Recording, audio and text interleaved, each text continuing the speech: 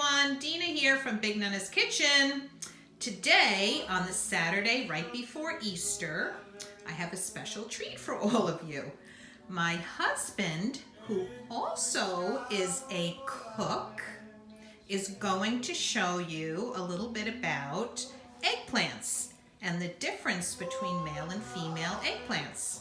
So, hun, take it away whenever you're ready. There you go. All right, how is everybody today? Bet you all didn't know that there is actually a difference between male and female eggplants. Now, I don't want women's groups writing me about this, but the male eggplant is the more desirable one, okay? How do you tell the difference between the male and female? Well, it's kind of simple.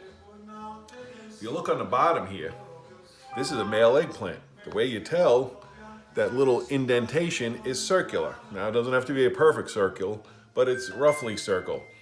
Now, going from the female, unfortunately I don't have a female eggplant to show you because I don't want to buy a female eggplant because I don't like them, but a female eggplant, this would look like a long slot. So if you want to remember it, just basically think of the difference between male and female genitalia. That the male genital, when you look at it head on, it looks like this. Female genital, look head on, kind of looks like this. Slot. Now you say, why don't you want the female? This is not a sexist thing. Please, I don't need to be written to by all kinds of feminist activist groups, but the female eggplant is loaded with a lot more seeds, and the seeds make it a lot tougher. So you want the male eggplant. Okay, that being said, I'm going to teach you a couple other tricks about eggplant. Number one, skin them, okay? I don't know why, I don't get it. Some people, I think it's because they are hard to peel, that some people don't like to skin their eggplant. Because I find the skin tough, bitter, hard to chew, not desirable at all. But if you have a good, well-made peeler and a little trick I'm going to teach you, it's actually not that hard to do. By the way, where do you love your peeler? We get our peeler from where? It is the best. Yeah, I mean, if you've got one from Farbour, throw it in the garbage. They're crap. And I bought an extra one because I do love it so much. They're not paying me to endorse them, but I love I've gone through so many peelers. My favorite is the one from Pampered Chef. Okay. Yeah, that is a great peeler, okay. Pampered Chef. Shout out to Pampered Chef. Yeah, shout out to Pampered Chef. Now, if you just try to start like this and get into it, it's a little harder to peel, but I'm going to teach you a trick that makes it so much easier. What we do is we slice off the top and we take a bit of the bottom off on each eggplant. Okay, now it took a little more than I want, but generally, and then if you start peeling right where you cut, watch how easy that comes off. Oh, nice. See how easy that is? If you try, if you try in the middle, it gets a little harder, but see how I put the blade right where the skin, the cut is? And I start right there. Oh, that is so much easier. It goes easy, and you get a little stripe like that, it comes off easy. So, what do you think? The reason why a lot of people leave the skin on is because they're just lazy? Some people do like it. No, I wouldn't. I'm not gonna say that. I think it's hard to do, and it's more work. This seems pretty easy, though, actually. Well, it was harder before I learned this trick. So. And where did you learn the trick? This was one I kind of just figured out on my own. Yeah. As far as learning the difference between male and female eggplants, my mother was the one who always taught me that one. And shout out to Mima. Shout out to Mima Bocchino. Nice. See, we learn from so many people. We just have to listen. And just like that, this eggplant is now skinned.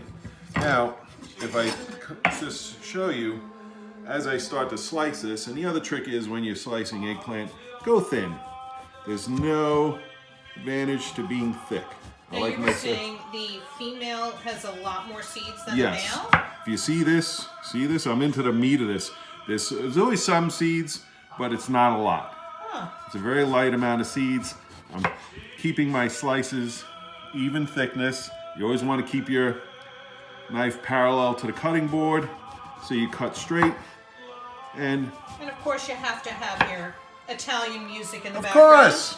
You can't, you can't cut eggplant to Billie Eilish, okay? Or Beyonce or whoever.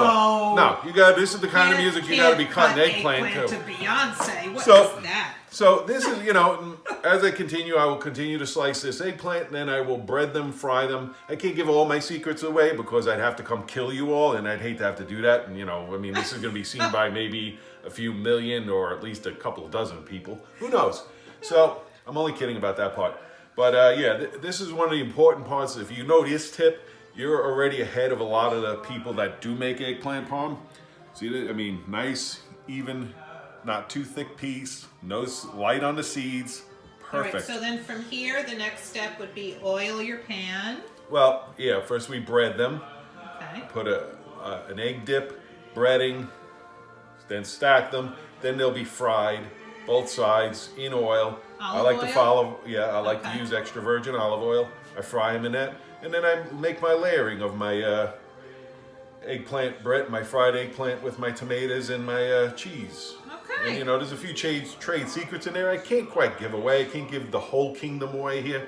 But this is a huge one, though. Absolutely. Now you know the better eggplant for eggplant parm are the male eggplants.